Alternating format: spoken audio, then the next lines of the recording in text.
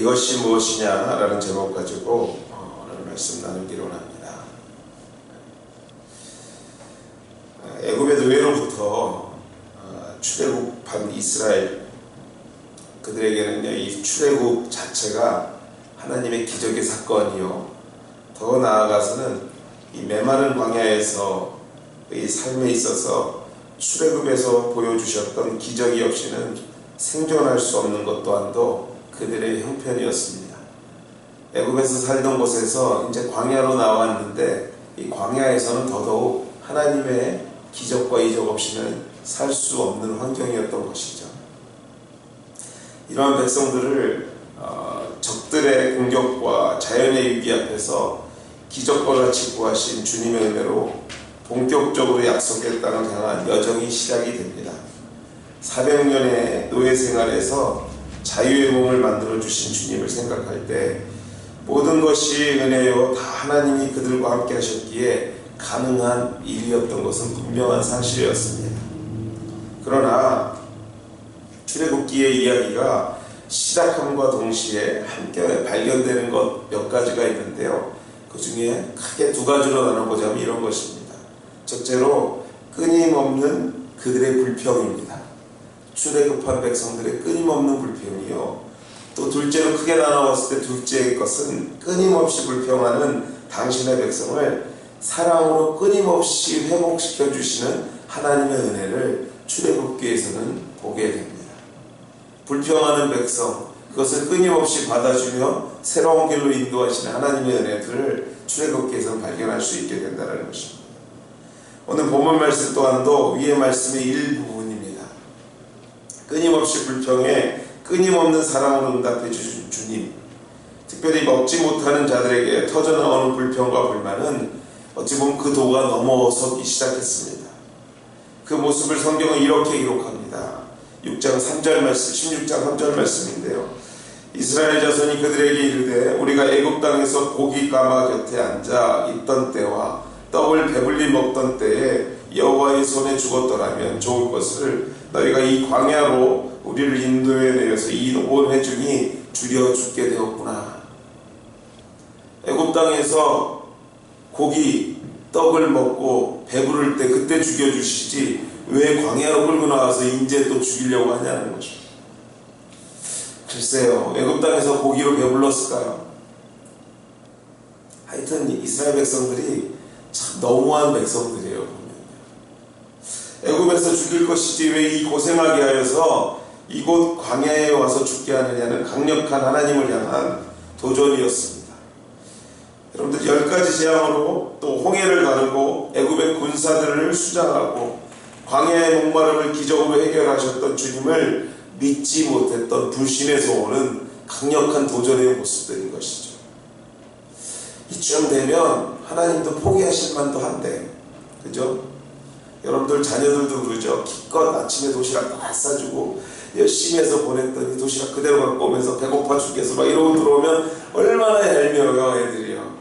차라리 싸지를 말지 막 이런 마음이 들 정도인데, 자녀들도 그러는데 여러분 하나님 입장에서 봤을 때 얼마나 얄밉겠어요. 얼마나 이제 됐다, 야 그만 하고 싶을 것 같은데, 저 같으면요, 이러한 백성들을 다시 당신의 용서의 사랑으로 끌어안으신 결정체가 바로 하늘로부터 내려주신 만나와 메추라기였습니다. 12절 말씀에 보면 이렇게 얘기하죠. 내가 이스라엘 자손의 원망을 들었노라. 그들에게 말하여 이르기를 너희가 해질 때에는 고기를 먹고 아침에는 떡으로 배불리리니 내가 여호와 너희 하나님인 줄 알리라. 왜 여기까지 나와서 죽게 하셨습니까? 차라리 거기서 배불리 죽게 내버려 두죠 하는 그 이스라엘 백성들에게 주님께서 뭐라고 그러세요? 너희가 너의 원망함을 내가 들어서 해결책을 주는데 아침에는 떡으로 배부르게 하고 저녁에는 고기로 배부르게 하겠다. 이러한 얘기로 위로하시고 격려하시는 것입니다. 사랑의 결정체, 그래서 만나와 메추라기를 불평하는 백성들에게 허락하시면서 오늘 주님께서는요, 무언가를 좀 가르치고 싶으셨을 것이에요. 그렇게 불평하는 것을 그냥 달래는 것으로만 끝내는 것이 아니라 만나와 메추라기를 통해서 말씀하시고자 하는 원하시는 것들이 있었다는 것입니다. 오늘 특별히 이 만나를 중심으로 해서 하나님께서 왜 만나를 허락하셨을까 좀 생각해 봤으면 좋겠어요. 제가 오늘 목소리가 아주 섹시한데 여러분들 이해하고 좀 들으셨으면 좋겠습니다. 이렇게 안 되려고 정말 노력을 했는데 이것도 다 은혜인 줄 믿습니다. 오늘 본문 4절 보면 그 첫 번째 그 의미, 만나의 의미가 무언가에 대해서 본문 4절 말씀 우리가 읽지는 않았지만 16장 4절 말씀에 이렇게 기록되어 있습니다. 그때 여호와께서 모세에게 이르시되 보라 내가 너희를 위하여 하늘에서 양식을 비같이 내리리니 백성이 나아가서 일용할 것을 날마다 거둘 것이다. 이같이 하여 그들이 내 율법을 준행하나 아니하나 내가 시험하리라. 만나가 어디서 내려왔습니까 여러분들? 우리 성경에서 보면 하늘에서 내렸다고 합니다. 하늘에서 비같이 내렸다고 성경은 기록합니다. 만나의 모양은 어떻게 생겼다고 합니까? 6장 31절 말씀을 보면 그 모양이 가시와 같이 희고 맛은 꿀 섞은 과자와 같았다라 기록합니다. 가시래요, 가시. 여러분도 가시 보셨어요? 네, 저도 잘 못 봤는데 찾아보니까 이 미나리과에 속하는 그냥 풀 같은 거랍니다. 그래서 풀의 씨앗으로 식용으로 많이 사용된대요. 그 맛이 꿀 섞은 과자 같은 것이 아침이면 여러분들 하늘에서 펑펑 쏟아집니다. 상상해 가십니까? 눈 오듯이 쏟아지는 거예요. 정말 장관이었을 거예요. 이스라엘 사람 역시요 이전에 보지 못한 광경이기에 비처럼 쏟아지는 만나를 보면서 이렇게 말했습니다. 와, 하나님의 은혜, 이렇게 얘기했으면 참 좋았을 건데 비같이 쏟아지는 그것을 보면서 이게 뭐지? 이런 거예요. 이게 뭐지? 이런 거예요. 15절 말씀을 보면 이래요. 이스라엘 자손이 보고 그것이 무엇인지 알지 못하여서 서로에게 이르되 이것이 무엇이냐 하니 모세가 그들에게 이르되 이는 여호와께서 너희에게 주어 먹게 하신 양식이라. 그렇습니다 여러분들. 히브리어로 이것이 무엇이냐 이 말이 민후라는 단어입니다. 만후라는 단어인데 히라보로는 이것을 만나라고 얘기 안 됩니다. 만나. 즉 그들의 말 가운데 이것이 무엇이냐의 뜻이 묻어져서 만나가 된 거예요. 여러분 만나 그 자체가 이게 뭐지? 잘 모르는 것을 얘기하는 것입니다. 이처럼 이스라엘 백성들은요 오늘 당신들의 굶주림을 해결해준 만나가 무엇인지조차도 모르고 있을 때에 하나님은 하늘로부터 당신이 사랑하는 백성들에게 굶주림을 해결하고자 만나를 빛처럼 내려주셨다고 해요. 그것이 뭔지도 모르는데 하나님은 사랑하는 백성들을 위해서 그것을 부어주시는 것이죠. 우리가 그것이 뭔지도 모르는데 하나님은 오늘도 공급하고 계시는 것이에요. 그것이 성경에 말하는 첫 번째 만나의 의미예요. 그것이 뭔지도 모르는데 우리는 받고 있어요. 그것이 무엇인지도 모르는데 오늘도 우리가 그 하나님의 한량없는 사랑의 뜨거움으로 오늘을 살고 있다는 것입니다. 여러분들 하늘에서 주셨다는 것은 하나님이 주셨다는 의미입니다. 하나님이 주셨다는 것은 바로 하나님의 은혜를 얘기하는 것입니다. 그들이 노력해서 얻은 것이 아닌 하늘의 아버지가 자녀들을 위해 주신 은혜의 선물이 그것이 바로 만나였던 것이에요. 바로 전적인 하나님의 은혜, 만나 그 자체가 하나님의 은혜였다는 것이죠. 사랑하는 우리 하늘가족 여러분들, 오늘 우리가 먹고 사는 것이 여러분들 하나님의 은혜인 줄 믿습니까? 네. 오늘 이 자리에 예배하고 있는 이 자체가 하나님의 은혜라는 것이에요. 다 내가 하고 있는 것 같지만 아버지 하나님이 주신 건강, 그분이 허락하신 자연의 환경, 우리 하나님께서 허락하신 삶의 조건을 통해서 우리가 일하고 있다는 사실을 한번 생각해 보셨습니까 여러분들? 아침에 눈을 뜨니 해가 떴고요. 나에게 맡겨준 일터가 있으니 그냥 나가서 일을 합니다. 그게 여러분들 너무나 자연스러운 것 같지만 한번 생각해 보세요. 그 일이 나에게 그렇게 자연스럽게 다가오기까지는 우리가 알지 못하는 그 순간에 하나님께서 공급하시는 은혜가 있기에, 만나와 같은, 이게 뭐지 하면서도 우리가 나가서 일할 수 있는 일터가 있는 것은 만나와 같은 하나님의 은혜가 있기에 오늘 우리에게 허락되신 하나님의 은혜인 것입니다. 최근에 세계 곳곳에서 인간이 어떻게 할 수 없는 자연재해가 발생하는 것을 우리가 경험합니다. 어제 뉴스를 보니까요, 아직도 10만 가구가 오타와에서 아직 전기가 없답니다. 그리고 잠깐 제가 누군가 이 전화기로 찍은 화면을 봤는데요, 와, 정말 엄청나더라고요. 쓸려나가는 것이. 그 과정에서 여러분들 최선을 다해서 해온 일터와 농토가 이 손쓸기도조차 없이 망가진 것을 보게 됩니다. 그런 것을 볼 때 여러분들, 오늘 우리가 이렇게 예배하고 있고, 또 오늘 내가 일하고 있고, 궁극적으로 하나님의 은혜가 아니고서는 이 모든 것을 우리가 어떻게 설명할 수 있을까, 이런 생각을 하게 보게 됩니다. 저는 그분들은 고생하고 우리는 아니어서 이런 의미가 아닙니다.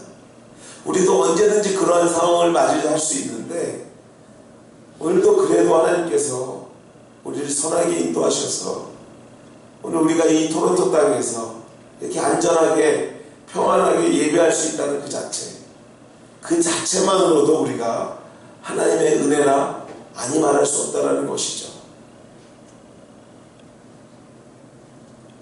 그러나 여러분들, 우리의 삶을 돌아보면요, 이렇게 은혜인 줄 알면서도 이스라엘 백성처럼 참 불만을 많이 합니다. 불평을 많이 합니다.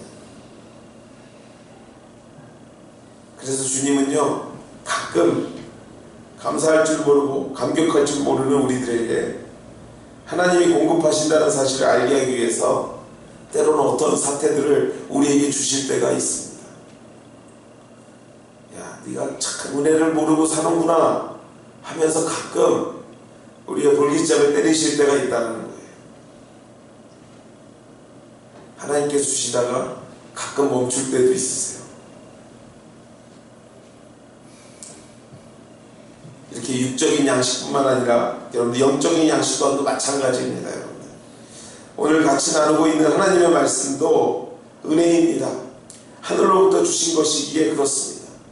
그러나 여러분들, 영적인 은혜 중에서 가장 큰 은혜는 뭐냐면요, 구원의 은혜예요. 내가 하나님의 나라를 소망 삼고 있다는 그 은혜. 알지 잘 모르겠지만 내가 이 땅을 떠날 그 순간에 나는 갈 곳이 있다는 믿음, 그것이 정말 큰 은혜인 것이에요. 구원의 은혜, 너희가 그 은혜를 인하여 믿음으로 말미암아 구원을 얻었나니 이것이 너희에게 난 것이 아니요 하나님의 선물이라. 또 야고보서 1장 17절 말씀에 보면요, 각양 좋은 은사와 온전한 선물이 다 위로부터 빛들의 아들 아버지께로부터 내려왔다라고 말씀하십니다. 그렇습니다. 여러분들은 구원받은 백성이에요. 그것이 너무나 우리에게 당연하게 느껴지기에 오늘도 잊고 살 때가 너무 많다라는 것이에요. 그렇습니다. 여러분들, 오늘 저와 여러분이 누리는 육체적 영적 축복은 하나님이 주신 것임을 믿으시는 저와 여러분 되시기를 주의 이름으로 축원해 드립니다. 만나를 통해서 교훈하고자 하는 첫 번째 하나님의 교훈은요, 만나 그 자체가 은혜, 거저 주셨다는 것이에요. 내가 오늘 이 자리에 살고 있는 것 내 노력으로 하는 것 같지만 하나님께서 거저 주시는 은혜의 능력 없이는 우리가 하루도 살 수 없음을 우리가 기억해야 된다는 것을 만나로 통해서 우리에게 말씀하고 계신다는 사실입니다. 오늘 그 은혜에 감사하며 감격하며 살아가게 되시는 우리 모두가 되시기를 주의 이름으로 축원해 드립니다. 두 번째로 여러분들, 만나의 기적을 통해서 말씀하시고자 하는 두 번째 은혜는 남지도 부족하지도 않는 은혜입니다.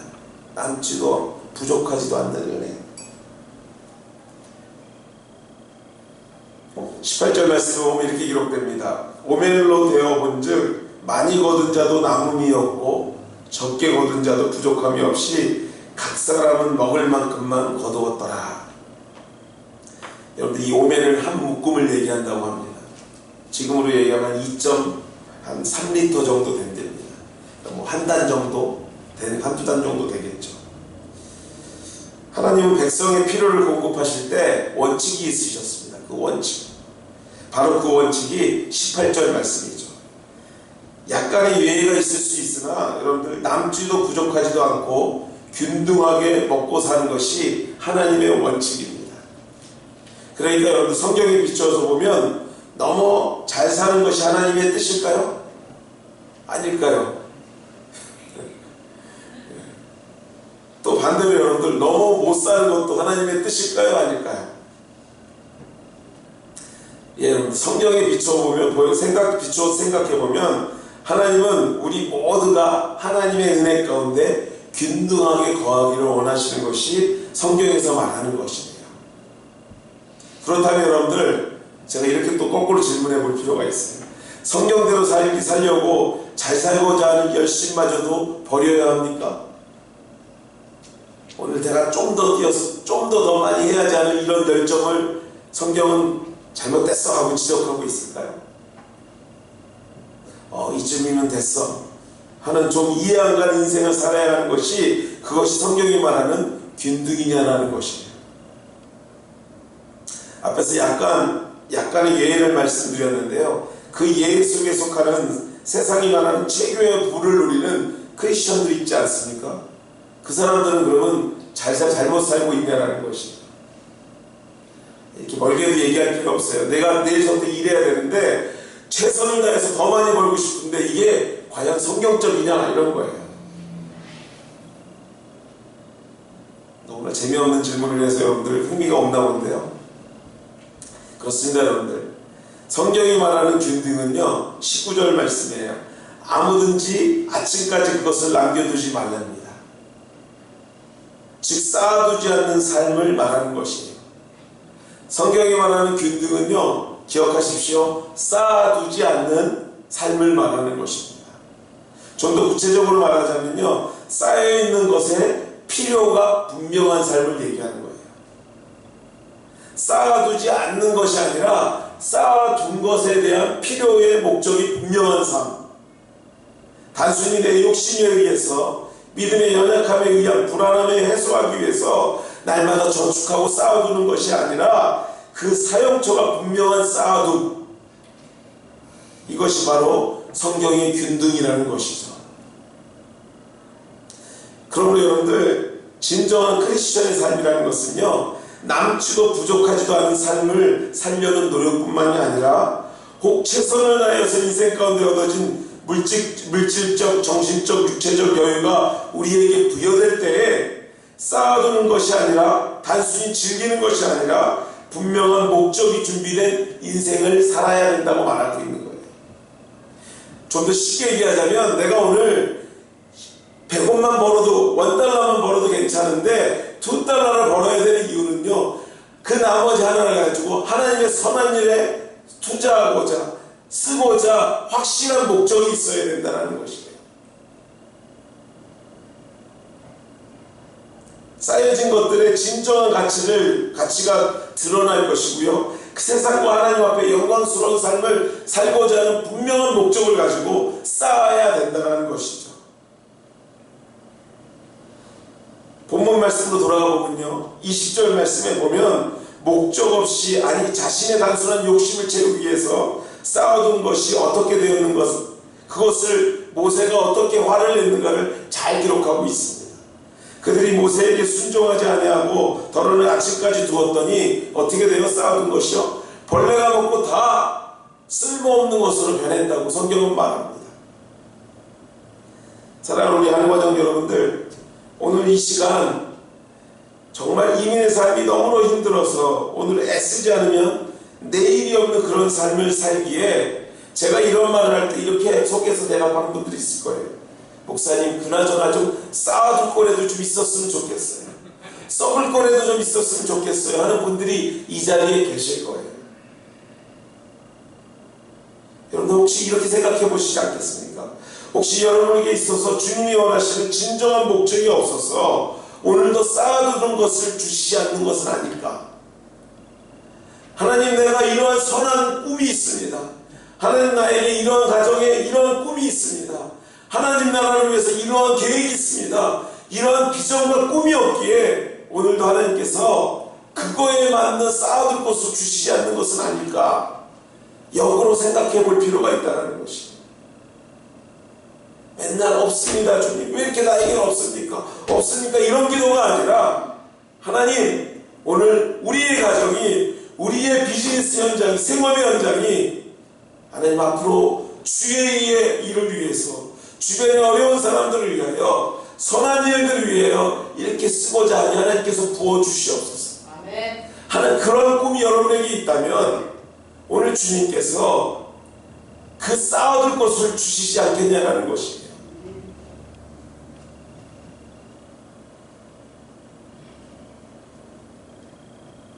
그렇습니다 여러분들. 만나의 두 번째 교훈은 남지도 부족하지 않는 은혜입니다.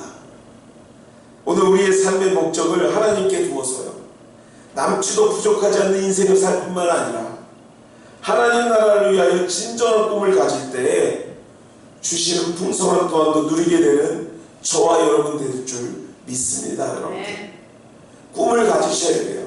어떤 꿈이요? 하나님, 나에게 하나님의 비전을 주시옵소서. 하늘교회도 꿈을 가져야 됩니다. 하나님, 이 교회가 앞으로 하나님 나라를 위해서 이러한 일들을 하기를 원합니다. 할 때 하나님께서 쌓아둘 만한 사람도 주시고 물질도 주시고 능력도 주시게 되는 것이에요. 이런 꿈들이 우리 가운데 날마다 새롭게 생성되는 우리 하나가족 되기를 주의 이름으로 축원해 드립니다. 마지막으로 만나의 교훈의 마지막은요, 이런 거예요. 책임의 응답을 원하시는 은혜입니다. 책임의 응답을 원하시는 은혜. 이스라엘 백성들의 굶주림을 하나님은 당신의 특별한 계획과 기적 가운데서 그들에게 만나를 제공하셨습니다. 이것을 우리는 은혜라고 얘기했어요. 은혜. 왜냐하면 그들의 노력이 아닌 하나님의 뜻 가운데서 이루어진 일이기 때문에 그렇습니다. 이런 생각을 해보았습니다. 여러분들, 이왕 은혜를 주실 거면 좀 잠자고 있으면 입에다 쏙 넣어주지. 이왕 은혜를 주실 거면 밖에 나가서 굳이 걷지 않아도 그냥 집에 좀 이렇게 막 부어주셔서 그냥 신경 안 쓰고 좀 먹게 좀 해주시지. 배고파 울고 있는 아들의 입에 쏙 집어넣어 주실 수 있는 능력은 없을까? 여러분들, 하늘에서 꿀맛 나는 과자를 비처럼 내리시게 하는 능력이 있는 주님이라면 분명히 하시고자 했으면 제가 지금 말하고 있는 일 하셨을 거예요. 그쵸 여러분들? 입만 벌리고 있어도 쏙쏙 넣어주실 수 있는 능력이 있었을 거예요. 그런데 말씀을 살펴보면요, 매일 아침 일어나 오늘 먹을 양만큼 자신을 위해서, 가족을 위해서 거두는데 그 부분을 누구에게 맡겼습니까? 바로 우리에게 맡기고 있어요. 이 말은 무슨 말이냐면요, 여러분들, 하나님은 꼭 사람이 해야 할 부분을 남겨놓으신 분이라는 것이에요. 여러분들, 요한복음 11장에 보면 죽은 나사로 이야기가 나옵니다. 그 나사로를 살릴 때 주님께서 어떻게 하셨냐면요, 주변의 사람들로 하여금 무덤을 막고 있는 큰 돌을 옮기라고 하십니다. 사람을, 생명을 살리는 분이에요. 이 돌을 옮길 능력이 없었을까요? 아니면 돌을 그냥 통과하지는 않았을까? 했었을 것 같아요, 하면요. 또 여러분들, 굶주린 백성들을 위해서 물고기 2마리와 보리떡 5개로 오병이어의 기적을 일으키신 분입니다. 그때 여러분들 잘 사건을 살펴보면 이래요. 제자들로 하여금 떡을 나눠주게 하시고요. 또 남은 것을 수고하게 하십니다. 아니 여러분들 어린아이 도시락 하나로 5,000명을 먹이시는 기적을 베푸신 분이 저는 그 5,000명에게 딱 맞게 그 숫자 딱 맞게 하지 못했을까? 그리고 그걸 꼭 굳이 제자들 말고 떼어서 나눠주게 했을까?